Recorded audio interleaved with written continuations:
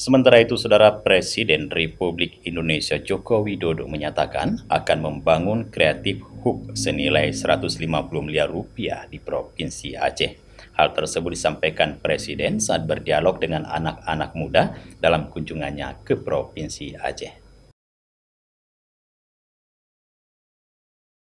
Presiden Joko Widodo berdialog dengan anak-anak muda Aceh membahas mengenai kesempatan kerja di berbagai sektor. Diskusi berlangsung mengenai peluang mengenai kesempatan kerja, peluang di bidang pertanian, perkebunan, perikanan, dan industri kreatif.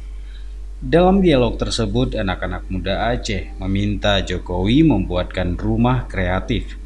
Jokowi pun siap merealisasikan keinginan dari anak-anak muda Aceh itu dan berjanji akan membangun Creative Hub di Banda Aceh yang besar senilai 150-an miliar rupiah. Sehingga urusan mungkin membuat animasi untuk konten kreator, vintage, semuanya akan dikerjakan di situ dan industri kreatif lainnya.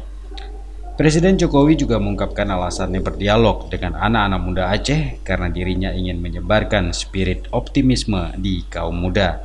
Ya, ini kita berdiskusi mengenai peluang, mengenai kesempatan kerja, mengenai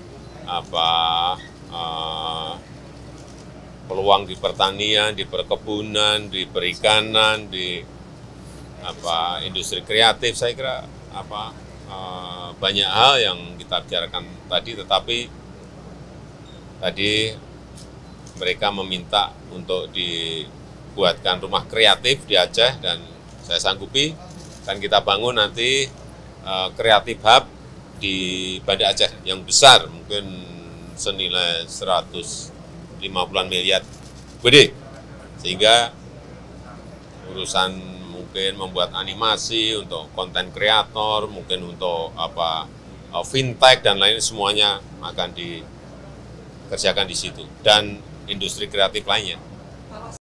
Dari Loksmawe, tim liputan Aceh TV melaporkan.